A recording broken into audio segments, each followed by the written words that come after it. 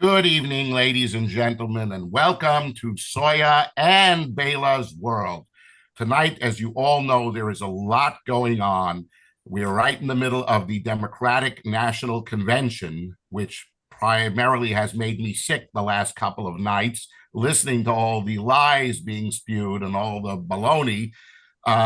It is also, incidentally, the yard site today of my sixth great grandfather, the late great Rabbi Samson Wertheimer, who was known as the King of the Jews in the late 17th and early 18th century, and we are observing that yard site, at least my family is. It is now more than 10 and a half months since the war in Israel began on October 7th.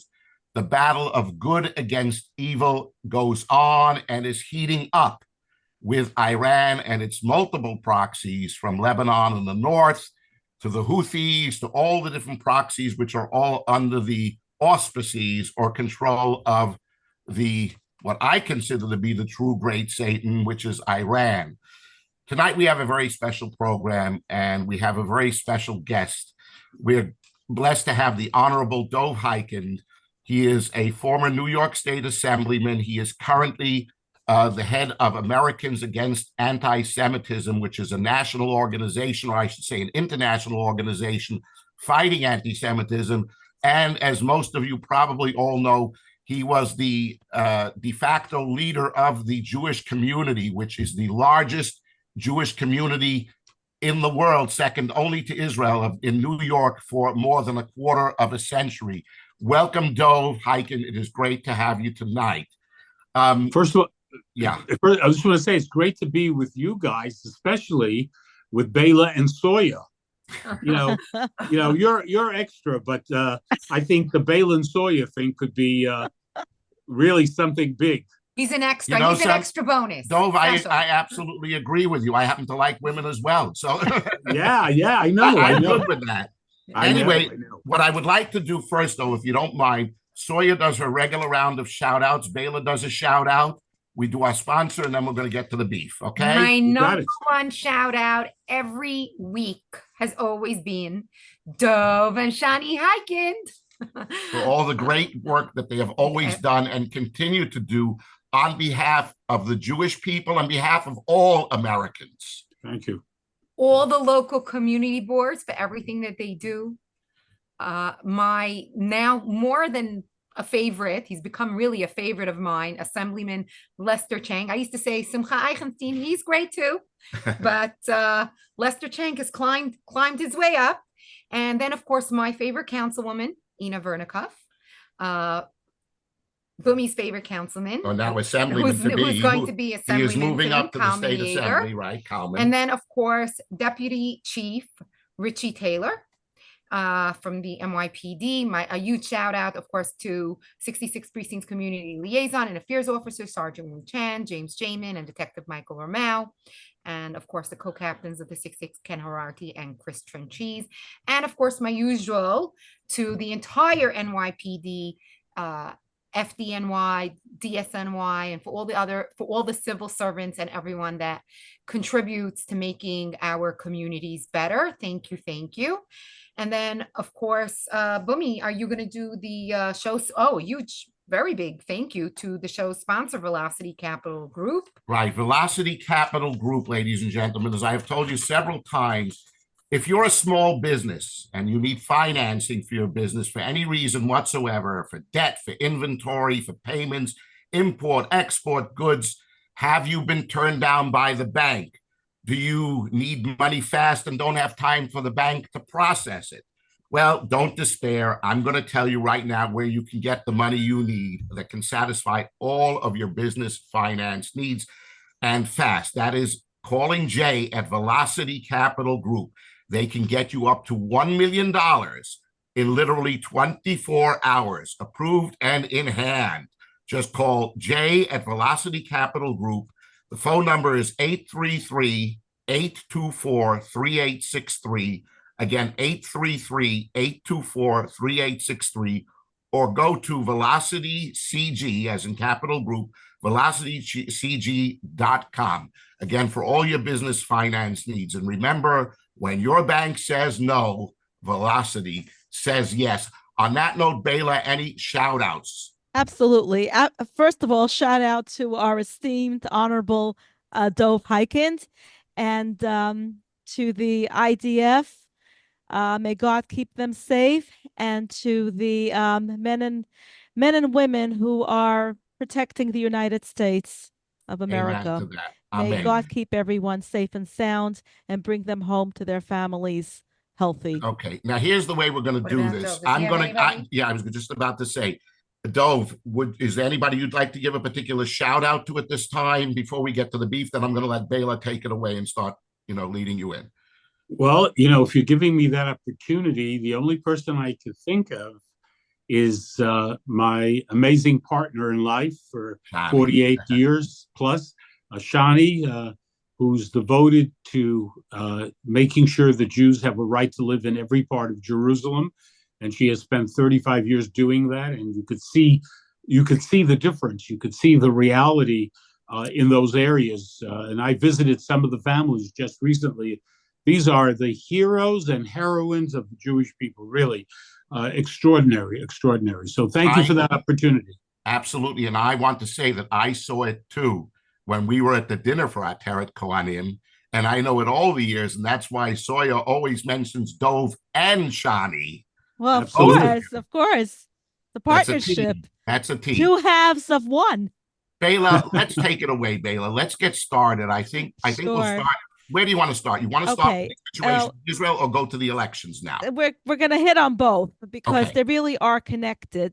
Israel is in a very precarious situation, and for anyone in the United States to think that whatever happens in Israel and to Israel, that it won't affect us is sorely mistaken.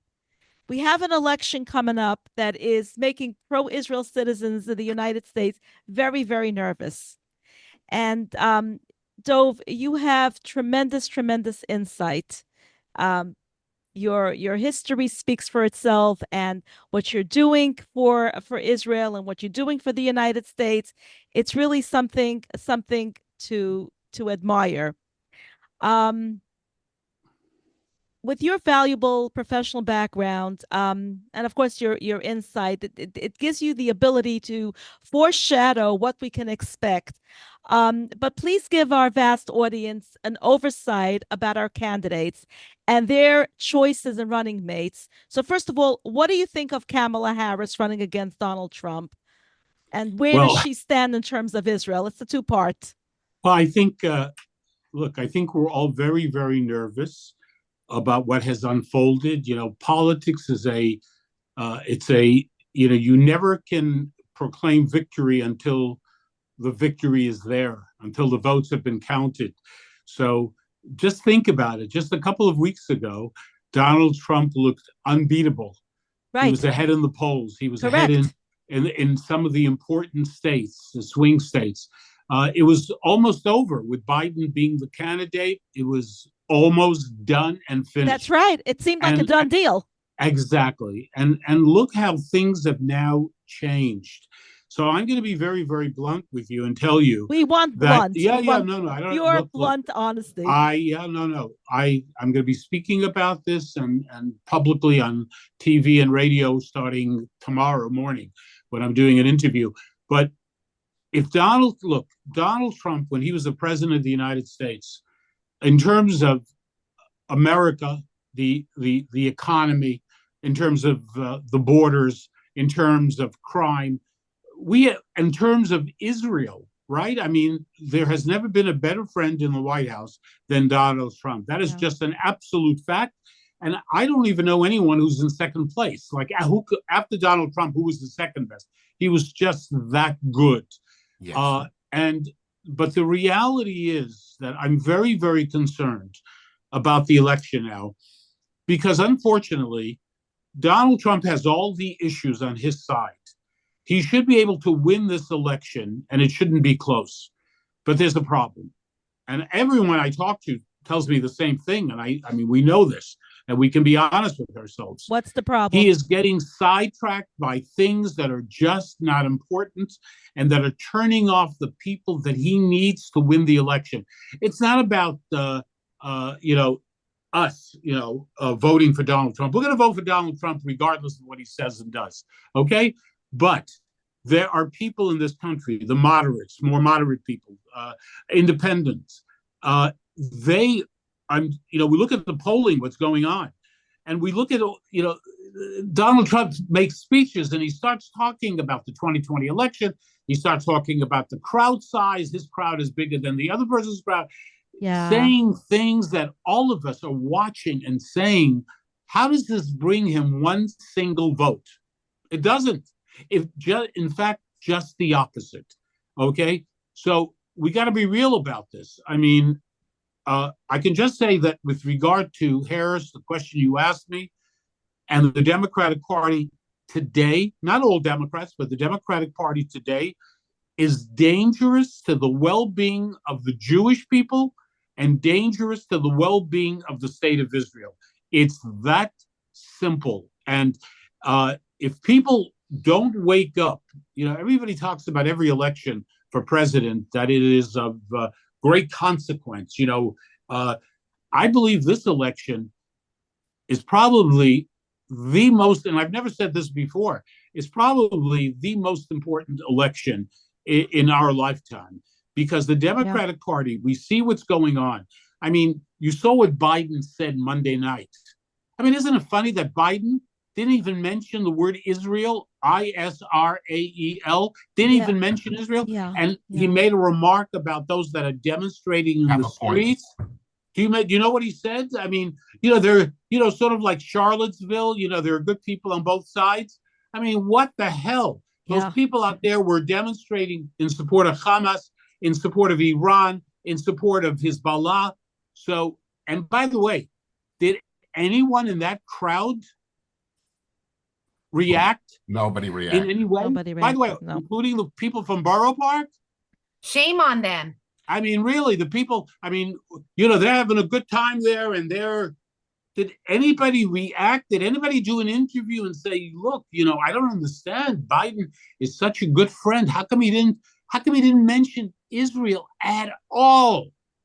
You're right, Dov. So we have reason. Well, doesn't that speak for itself? Doesn't that speak for itself? Absolutely. Look, and Biden, compared to Harris, I think Harris is so much more dangerous than Biden. Oh, yes. Biden has his moments when he, if you go back to October 7th and 8th and 9th and 10th, when he went to Israel, we all remember that. We remember the speeches that he made. He actually brought a tear to my eye. I'm not kidding. But that was way back then. And the war that's going on between Israel and Hamas and Hezbollah, it would have been over a long time ago if not for the Biden administration. Let's get that very clear. The Biden administration is interfering with Israel dealing with the terrorists who butchered, who raped, who violated men, women, and children. They are the ones prolonging this war. They're the ones watching every move that Israel makes. I mean, it's ridiculous. It's outrageous what's going on. Israel has to be careful every moment what Biden is going to say, what the State Department, Blinken is going to say, what the Defense Department is going to say. It's one hell of a way to run a war. Dov, you're so absolutely right. But what I find rather disturbing on top of that is that it seems as though Harris, who I believe, like you said, is even worse than Biden, she's trying to somehow separate herself as though she was not part of the Biden administration and everything done in terms of its policy domestically and internationally, and say like she's somebody different and somebody apart. While she was vice president, she is doing that. She's part of she's a critical part of the Biden administration. She was the immigration czar, or was appointed to be so. Everything that she has done, she has demonstrated. She's done very little, but she is known to have been part of it. How can she get away with this? Do the people understand what they would be getting? Would be getting a continuation of Biden, and in fact, going further back, a third Obama term. Well, no, people are not getting it because, on the one hand, the media is playing along with the Democrats, because we all know. I mean, if you watch the major, with the exception of Fox, and with the exception of the New York Post and the Wall Street Journal, I mean, the media is basically interested. I mean, they can't be much clearer than they are who they want to make sure wins. They look at Trump as a threat to America. They hate him with a passion. They've always hated him, period, end of the story. And on the other hand, if Trump is not doing everything in the world to make the case on crime, on immigration, on the economy. I mean, he has all the issues on his side. Hey, they're being very smart on the Democratic side. Don't blame them. They're playing it smart. You're damn right. They don't want people to ask too many questions. They don't want to have the discussion. It's going to happen sooner or later. There's no choice. But they want to avoid it for as long as possible. You know, when they went into this convention, she was ahead in the polls, as you know. I think when they come out of this convention, she will be much further ahead of Donald Trump. We'll find out in a couple of days. They are playing it very smart. Let's not underestimate them. Well, they've done it before, Dov, and I want to add to what you said before. You had mentioned that Harris would be a catastrophe for both the Jewish people and Israel. And America. And America, exactly. And America, both domestically and internationally, the world as well. What happens to Israel affects us too, and vice versa. Baila and I were having a little bit of a discussion earlier, and I think Soya jumped in. I had a disagreement with Baila.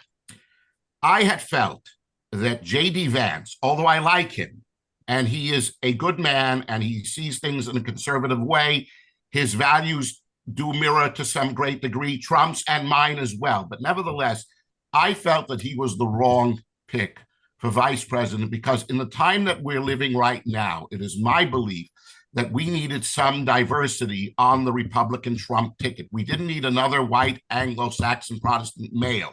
We needed either a woman, gender diversity, or somebody of color. It could have been that, I forget the senator's name, Tim. He also ran for the Republican nomination for president, for the Republican nomination for president as well.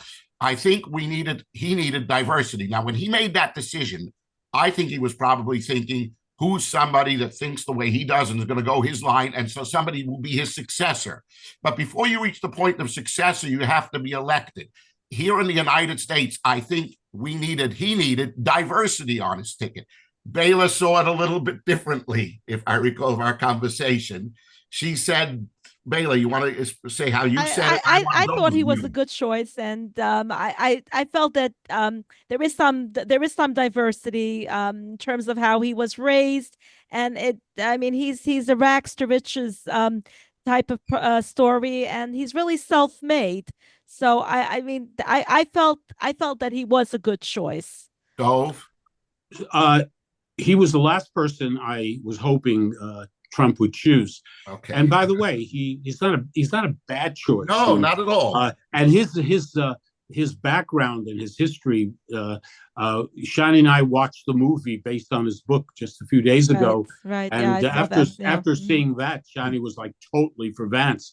But the point is, just think about this. If he had picked Haley right now. Oh, we were actually talking about that. Oh my gosh. We were talking about that. Yes. That would have been great. Yes. I never heard of Vance before. You would have a woman, you would have Dov, it's like I was talking to Bumi and Soya on the phone. Oh. You know something? It's like you overheard that conversation. Right. We were just talking about that. Did I not say gender diversity, as well as a person of color, because she's Indian, she's not white. So you'd have both. Not only that, let me just say, it would have been a powerful message, because she was the last one to leave the race against him. And she was not afraid to stand up to him. Right. And he would have been a very big guy to say, you know what?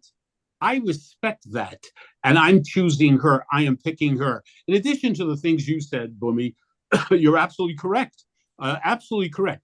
But the point is, what a powerful thing that would have been. Okay, a former governor, Indian background, a fighter. You know, what a team that would have been. But you know what? She's also well liked. People like her. Yeah, I think she's fabulous. But we're past that, and And maybe even Trump feels, I wish I had done it differently. But look, right now, it is Donald Trump and Vance, and it is Harris and her choice. Harris is getting women's votes and liberals and look. The Trump campaign, starting with Donald Trump, and I have a video that we'll be putting out tomorrow, I believe, a personal addressing myself publicly, personally, to Donald Trump, saying how much I respect him and how much I like him, and we're all going to vote for him. But it's not about Dov Hikind or Bumi or Soya or Baila. We're voting for him. There's no question about it. Right. Whatever the hell he does, we're going to vote for him because we have no choice. But there are many other people out there who are still thinking. They're not sure. They don't like the behavior, for God's sake. Let's be honest. We want to win or we want to lose? Win. Which one is it? We want to win. Okay? So I don't know if anyone in this world can get to Donald Trump, in the sense that he does whatever the hell he wants to do. And no one, I mean, look, where's his daughter and son-in-law who played such a critical role in 2016 and 2020? You can't find them. They're not around. It's interesting. I wonder why. Yeah. Think about it. Family, I wonder why. By the way, this family has been beaten up and pulled through and dragged in mud. Not that they had anything muddy. Nobody ever looked at the Biden, administration and the cocaine in the house, and they're forgetting all the things and what they did, how they took away jobs from this country, and how much Trump loves this country and all the things that he did. It's not about just the relationship that he had with Israel. He loved this country. He really was Build Back Better. And everything that he's saying and done, you hear Harris parroting. She can't make up her own words. She can't do her own things and say her own things. She has to copy whatever he's saying. And when she starts talking and her hands start flailing all over the place and she's going around in circles talking about we're gonna get there, but we traveled there, but we come back. I can't even follow her. But Soya, yes. She's doing well. Because I'll tell it doesn't you why. Matter. It doesn't matter. I spoke to a woman from Connecticut, an attorney. No, you got to figure out. I spoke to a woman. How do you deal with it? Hold on. She told me she's voting for Harris, an educated woman in Connecticut who has a big organization, how she helps people. And I have conversations with her all the time. And she's so smart. She told me she's voting for Harris. I said to her, you know what? I would still talk to you because that's just the type of person I am. But I got to tell you something. It's very hard for me to swallow what you're saying right now. Then I ran down the list of all the things that Trump did. And I said to her, tell me something that Harris did. Tell me something that Biden did together with Harris that helped this country, that promoted this country, that made this country better. They broke down. They didn't build. They broke down this country and destroyed. He was building up the fence. They stopped the fence and they allowed 15 million or something people to come in unvetted, unchecked. They left war material inside the other country and in Afghanistan, everything. I could go on a whole list. I said, tell me something that she couldn't tell me anything. I said to her, why don't you? She goes to me, I don't like him. I said, you're going to vote based on who you like? Let me ask you a question. When you're going to a mechanic, do you need to like your mechanic or do you want your mechanic to fix your car? When you're going to a doctor, are you going to a doctor because he has the best bedside manner or because you want to survive a surgery and he's good? You pick a president based on this, and he has a proven record. He built this country up while he was here. Soya, he's also acted in a way that is incredibly disrespectful. I mean, you would not want to teach your children the behavior that Donald Trump has displayed. You would not want. If your kids go to yeshiva, your kids go to school, the behavior from Donald 100%. Trump is not something. So he has insulted people publicly. He has denigrated people publicly. Now, you and I say we don't care. We do care about that, but it's his policies that are more critical than anything else. Okay, 100%. You and I will do that. We care desperately about the well-being of the relationship between Israel and the United States. That is the issue that we care about so deeply. Just like people in the Democratic Party, the most important issue for so many of them is abortion. That is the beginning. Yeah, they will base their choice on only on that, abortion, exactly. on whether someone is pro or against. Exactly. A very narrow view. Well, some people have tunnel vision. So listen, the point is that the issues are there to destroy Harris's candidacy. But who's going to do it? There are going to be ads and all that. The person, the most important person, is the candidate himself. Now, have you watched him speak and go on for an hour and 15 minutes and go off on tangents and talk about nonsense and talk about silliness? He needs to stop now before it is too late.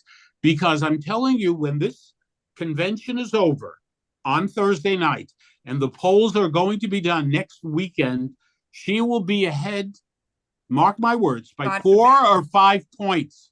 And it's not easy to come back sometimes with that kind of look. There's no reason why Trump should not win. Period. End of the story. But only if everyone could give him a wake-up call. Look, I talk to a lot of people that are very important in the Republican Party. People that never in the past wanted to admit that there's an issue with Donald Trump. Now they all feel the same way. Everyone realizes that Donald Trump right now is the problem. The man, after he was shot, he was lucky to be alive. Am I correct? It could have been 2 inches over, and his head would have been shot off. Okay, a humbling experience. So any normal person would thank God and say, "Oh my God, look, we all work to change. Even at my age, your age, we always want to do better. That's part of in Judaism that we always strive to do better. Anyone who says I'm perfect, I don't have to do anything else, I'm there already, is not there, is going down the ladder rather than up the ladder. So in the case of Donald Trump, again, he got away with it in 2016. Do you remember the remark he made that I'll never forget? He says, I can shoot someone on Fifth Avenue and it won't matter. Yeah. What kind of comment was that? Yeah. And you know what? He got away with it. He was lucky in 2016. But remember, he lost in 2020. Remember, he lost 2 Senate seats in 2021. Remember, in 2022, the Republicans did very poorly when they were supposed to do very well. These are the facts. I want to deal with facts. In spite of all this, we need the Senate to be taken. We need to kick Schumer on his tuchus, Right. Kick him the hell out as majority leader of the Senate. And there's no reason in the world why that should not happen. And some of the races that the Republicans were supposed to win have gotten much closer, and some of the Democrats are doing better than ever before. It's all connected to Donald Trump. And the same thing with the House. There is enough time to change all this and to have a great victory. But we need to talk about it. We need to, do it with love. I'm not attacking Trump. I'm telling Donald Trump, I love you. We need you. We want you. But you're going to lose the election. When people said, God save Donald Trump, when they try to assassinate him, my reaction was, save them for what? Yeah. What's the lesson that Hashem wants to? Now, Donald Trump has a choice. A little bit of humility will do wonders. I'm telling you, the American people, the issues from crime to immigration to the economy, you name it, Donald Trump, forget about Harris. We don't even know what the hell her positions are. I don't think she knows. But dating them. She doesn't know either. Right. Whatever plays politically is what she'll do. Yeah. Dov, this is on everybody's mind right now. Israel has been bracing for retaliation from Iran over the assassination of Hamas leader Ismail Haniyeh in Tehran on July 23rd. They keep saying, 24 hours, the next few days. Should this waiting period scare us, or do you think Iran is playing psychological warfare? I think it's a combination of things. Just remember, if they were not concerned about Israel's retaliation, they would have attacked Israel already, trust me. Right. And I want to tell you that the people of Israel are very, very strong. Yeah. I just spent 6 weeks there. I wasn't supposed to be there for 6 weeks, but my flight was canceled, which I was not, sad about. I was happy to be able to be there longer. And I wish I was still there. You know why? Because I want to be with my people during a difficult time. I want to be there. I want to walk. Can I change the world? No, but I want to physically be there and live we the life. need you here as well, though. Well, you're very kind. And we're your people too. But I want to tell you something. Every year there's a group that does a poll of every country in the world where people are happiest, right? Every country, like over 100 countries. Every single year for the last 10, 15 years, Israel comes in the top 8, like number 7. Can you imagine this? Can you explain to me why people in Israel are so happy and so content? And even this year, right now, last week, there was a story with all the problems, like you're saying. When I was in Israel just now, you got to check your, the safe room. You got to make sure to have water there. What happens if this happens? That happens. What happens if my grandson was in Israel on one of these programs. My daughter, Dina, said to me, what happens if he's on a bus? Because he came to us for Shabbos. What happens if he's on the way to you and suddenly missiles start flying? Wow. By the way, everyone, that's real for the people of Israel. Oh, yeah, that's daily living for them. They live with that. Precisely. And, I had the zchus of being in the north at the beginning of our trip, Shani and I. We did a barbecue for 400 soldiers. I have to tell you, that was one of the highlights of my life. These 400 steak, we paid for everything. Steak, not me, but my supporters.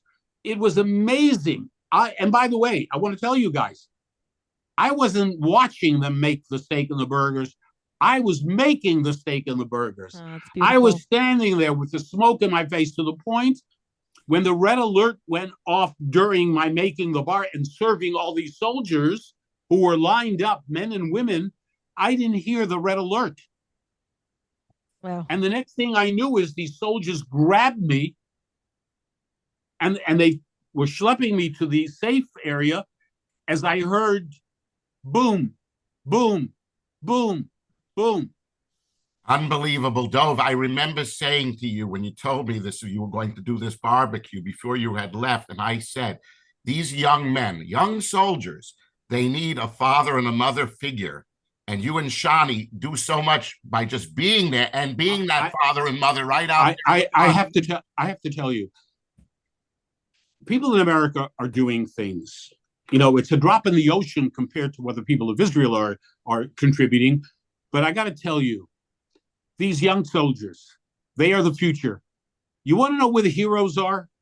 You want to know where I want to get a bracha from these people? The real heroes are in Israel. There are no heroes in America.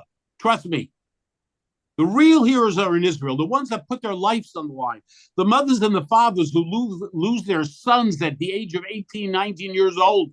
And at the funeral, thank HaKadosh Baruch Hu for having that kid for 18 years. They thank Hashem. Where are the heroes? Where are the leaders? They're all in Israel. Believe me. So this barbecue, and everyone can do more.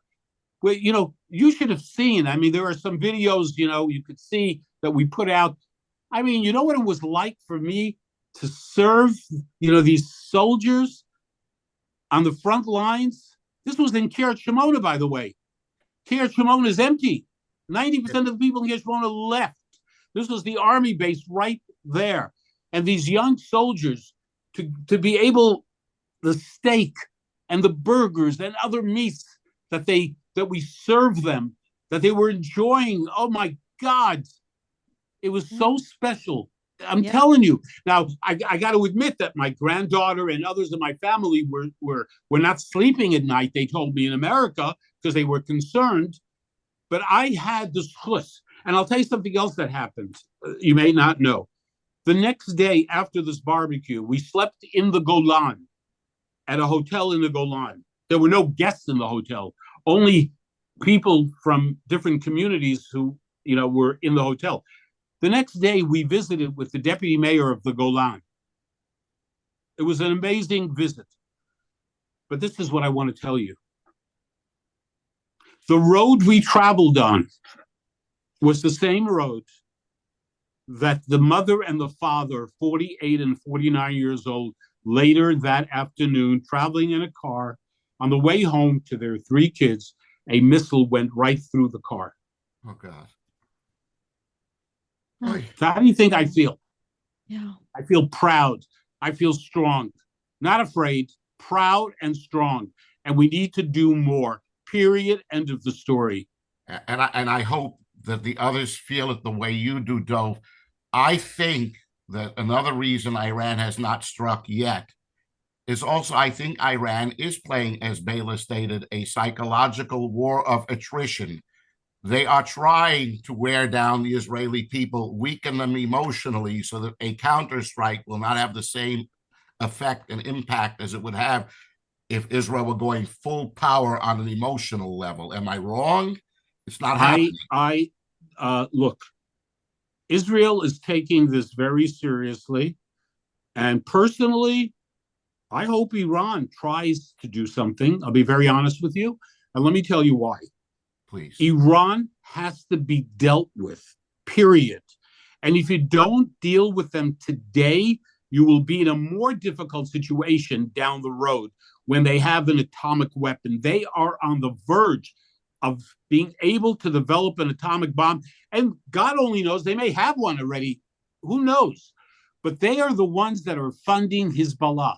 The missiles that are being shot at Israel are all coming from Iran and Hamas and the Houthis and so on and so forth. So let me tell you, let them take the first shot and let Israel do what I know they're going to do. They will pay a price they will never forget. There is no choice, unfortunately. In other words, obliterate them while we still can. Exactly. And God forbid if, listen, we have a president right now, Biden, who was making deals with Iran, who was giving money to Iran. And that money, what do you think they did with the billion? What do you think the billions come from? And we have a vice presidential candidate, Kamala Harris, part of this Biden administration, who now took on a vice presidential candidate as well, who is affiliated very closely with CARE. That's the American Islamic Relations Council on American Islamic Relations, which is a disaster for both Israel, for the Jewish people, and for the United States of America. Yeah, listen. There's reason to be concerned about the future. No one should be afraid, but we should be concerned. I know that when you're living in Borough Park or you're living in Woodmere, the restaurants are full and people on the streets. But I'm telling you, something is not right. The level of hatred towards the Jewish people, and it can get a lot worse, and it can get a lot worse fast. It doesn't happen overnight. But we have never seen anything like what we are witnessing since October. I said that about the last 4 years with Americans Against Anti-Semitism, with the numbers being astronomical. But you know what? I wish I could go back to the period before October 7th with all the anti-Semitism, because it has gotten worse. We've never had a situation where thousands and thousands of people, young people, many of them Jews, by the way, are protesting in the streets all over America in support of Hamas. That to me is so mind-boggling. I'm sorry, I can't wrap my head around that. The crime rate has also tremendously gone on. We've had stabbings in recently. Every day is something else happening in different communities. They don't understand. You may not hear about every single incident. And what these students that are protesting on behalf of Hamas, what they don't understand is in 2 seconds, Hamas would shoot them down too. They don't get it. Yeah, you're absolutely correct. But you're right. They don't get it. facts don't matter. Look, you have a whole movement right now. You can see interviews on TV, on your major TV stations, where you have demonstrators saying that the Israelis planted everything, that the rapes and all the that's horrors right. that happen. I mean, they actually are saying Yeah. that. There's like a commentary like that Holocaust floating denial. around. Yes, I know Holocaust that. denial. With Yeah, lots of people agreeing. Yeah. October I want 7th to take, denial. Dov, if I may, I want to take a step back. You mentioned earlier, where are Trump's children, like, Ivanka and her husband that was so tight with him beforehand? I have a suspicion that Trump is keeping them down with a low profile because they are Jewish. Because he doesn't want to put them out there. I'm wrong about that? No. He thinks Absolutely not. Okay. I guarantee you that's not the case. That's not the case. Okay. Unfortunately, it's because, they have family, kids growing up, and, they see what's going on. They see a certain behavior. Look, it's your father. It's your father. What are you going to do? What are you going to do? Have a public war with him? They know who they're dealing with. He didn't become this way overnight. I mean, this is who Donald Trump is. You're saying it's not deliberately planned that they be low profile. Oh, no. They are doing it themselves. They're putting. I wish they were involved. I wish they were involved to counter some of the other people that are actually involved. I mean, Jared and his wife, they're very level-headed. We know how they feel about Israel. They are solid. They are real, and they're just not involved. You don't see them. They were at the convention after her father, was shot. Of course, she was there for her father, but they are out of the picture. And I think what I'm saying, I think they're behind the scenes. They're out of the limelight. I'm sure they're behind the scenes. I mean, we don't know. We know that they're not in the limelight. So sure. I'm hearing a different message coming from Dov. I don't think they're involved right now. It may change. Look, again, if Donald Trump would only wake up and a little bit of humility, could you imagine, could change the entire picture. He has the issues. He has the record. Remember, his record versus the record of the Biden-Harris administration, okay? And there's no question the American people, they know the challenges and the difficulties. Look, when I do a lot of shopping in my home, and I don't really look at prices much. I buy what we need, but I've started looking over the past few months. And let me tell you something. It's like, what? How much is that now? Horrifying. Like, it's crazy what's going on. And who's responsible? Look, when the economy is great, when everything is great, you take credit, whether you deserve credit or not. The Biden administration has gone through 4 years of a disastrous situation on the border, not normal. It's just insane. Totally open border. That is dangerous for every American, and the effect on the United States in terms of the economy. And then you have crime. Where is crime worse in America? I mean, what are the locations where crime is rampant, out of control, and no consequences for committing crime? Everywhere. Very simple. Democratic cities. Democratic cities. That's it. You want to elect more Democrats? You want to elect more Democrats? You don't like Trump? I'm going to vote for Democrats? You are doing it at your own peril. You are undermining your own future in this country. That's right. One last thing, because we're running out of time. Let's remember that this is the Biden/Harris administration. I call it the Harris-Biden administration. Harris Biden. That's better yet.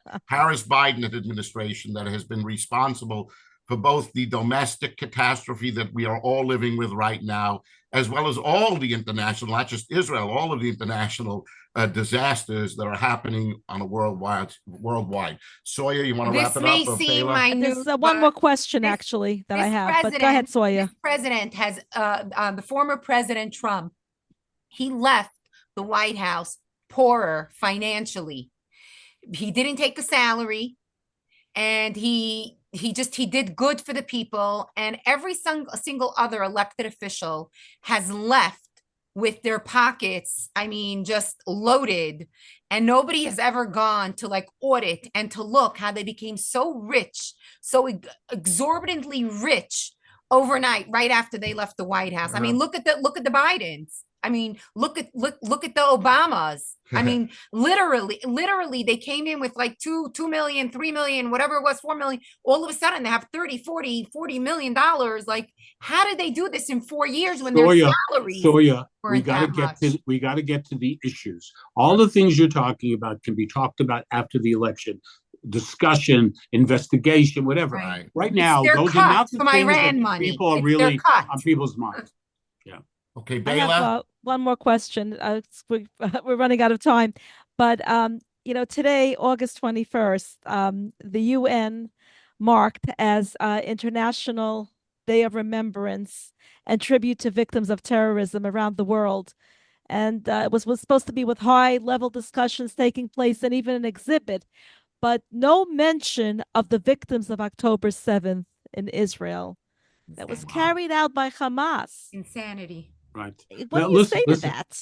Baila, you said it all.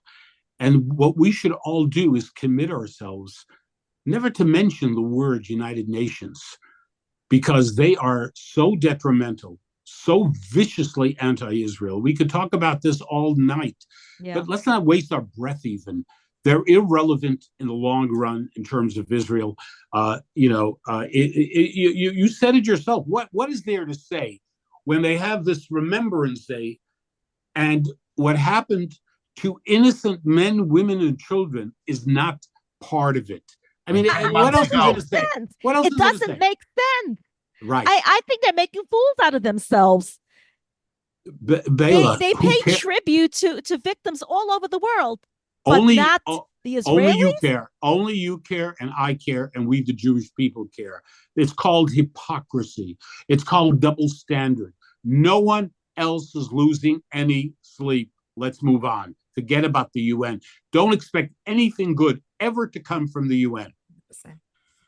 On that note, from your hostesses, Baila and Soya, we thank you for listening. We hope we've been informative. Dov Hikind, the Honorable Great Dov Hikind, it has been an honor as always to have you. Thank you. You're one of my closest friends for a lifetime, and so it's always great to have you on board and to get your insights into everything that's going on, because you have a wide perspective from both sides of the ocean and across the board. As a great American, as a great Jewish leader, and we hope to see you again really soon on Soya and Baila's World. Can I just say, it's great to be with this team, this trio. I think they're great stardom in the making right here, starting tonight. Thank you so much. Anytime. Okay, on that note, stay well. Love you guys. Stay cool. Good night, everybody. Bye-bye. Good night. Bye-bye. Good night. Good night, everyone.